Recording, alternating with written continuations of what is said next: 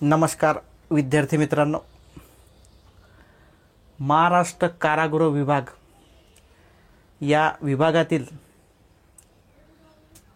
सर्व डिव्हिजनच्या भरत्या सध्या चालू आहे।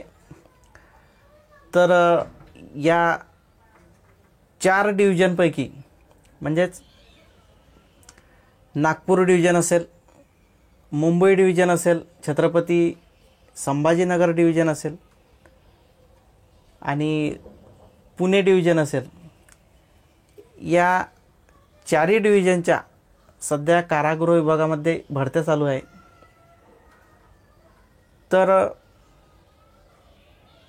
यामधील पोलीस कॉन्स्टेबल यांच्या ज्या भरत्या आहे ह्या भरत्या आता अंतिम टप्प्यामध्ये आहे सर्व डिव्हिजनच्या। तर इथं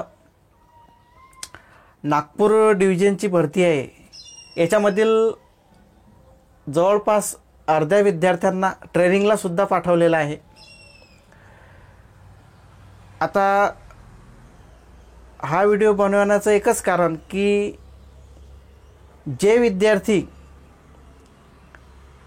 कारागृह विभागामधील भरतीमध्ये वेटिंगला राहतील या विद्यार्थ्यांचा या ठिकाणी खूप फायदा आहे।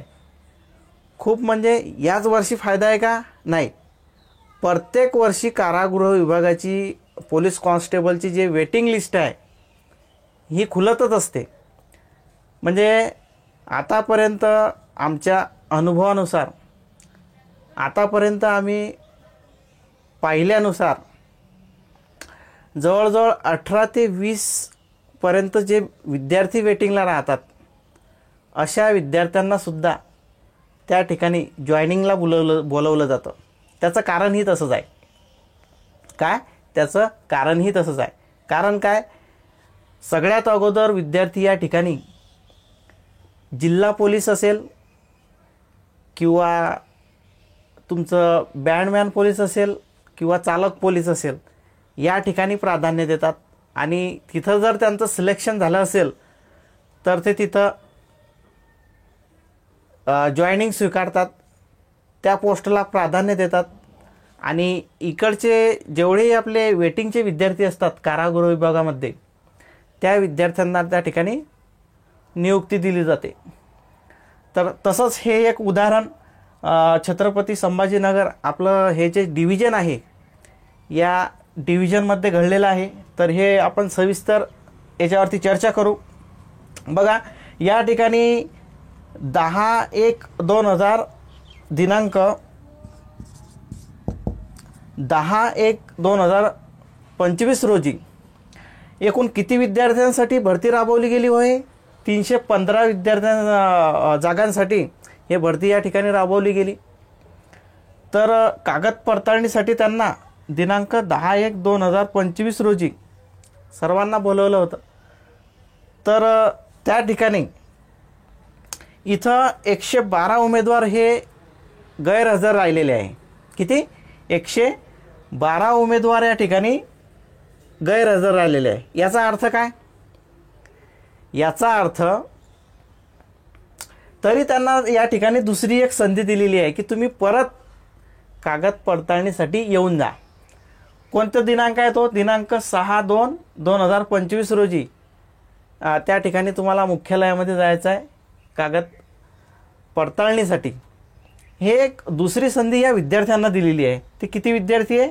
112। तर हे दिनांक 10/1/2025 रोजी हे विद्यार्थी त्या ठिकाणी गैरहजर का राहिले? का नाही आले? त्याचं कारण काय? ते दुसऱ्या घटकामध्ये सिलेक्ट झालेले आहेत म्हणून त्या ठिकाणी ते कागद पडताळणीसाठी आले नाही, गैरहजर राहिले। मग ते कुठेही सिलेक्ट झालेले असतील, जिल्हा पोलीसला सिलेक्ट झाले असतील किंवा SRPFमध्ये सिलेक्ट झालेले असतील किंवा इतर ठिकाणी सिलेक्ट झालेले असतील म्हणून ते त्या ठिकाणी गैरहजर राहिलेले आहे। तर मग आता या ठिकाणी 112 उमेदवार आहे। मग आता जेवढी, आता उदाहरणार्थ त्या ठिकाणी आपण वेटिंग लिस्ट त्यांनी 90 ठेवली असेल किंवा 100 ठेवली असेल, तर मग आता वेटिंग लिस्ट सपोज आपण समजू 100 ठेवलेली आहे, मग 100 विद्यार्थ्यांना तर त्यांना घेणंच आहे. मग परत आणखीन त्याच्या खाली म्हणजे जे विद्यार्थी वेटिंगला नसतील अशा विद्यार्थ्यांना सुद्धा त्या ठिकाणी बोलवून घेतील आणि जॉईनिंग देतील. तर आता ते 100 विद्यार्थी समजा ते तर वेटिंगवर आहे, ते त्यांना तर ते घेणारच. पण जे वेटिंगवर नाही आहे त्याच्या खाली ज्या विद्यार्थ्यांना मार्क पडलेले आहे अशा विद्यार्थ्यांना सुद्धा त्या ठिकाणी बोलवलं जाईल आणि जॉईनिंग दिली जाईल. तर अशी खूप मोठी हे खुशखबर आहे, आनंदाची गोष्ट आहे की जे मुलं दुसरीकडे सिलेक्ट होतात आणि त्या घटकाला प्राधान्य देतात आणि ज्या वेटिंगच्या जागा राहतात किंवा त्याच्याही खालच्या जागा राहतात ह्या इतर मुलांना त्या ठिकाणी मिळत असतात. म्हणून खूप चांगली गोष्ट आहे, आनंदाची गोष्ट आहे. तर याच बाबतीमध्ये आपल्याला चर्चा करायची होती. जय हिंद, जय महाराष्ट्र.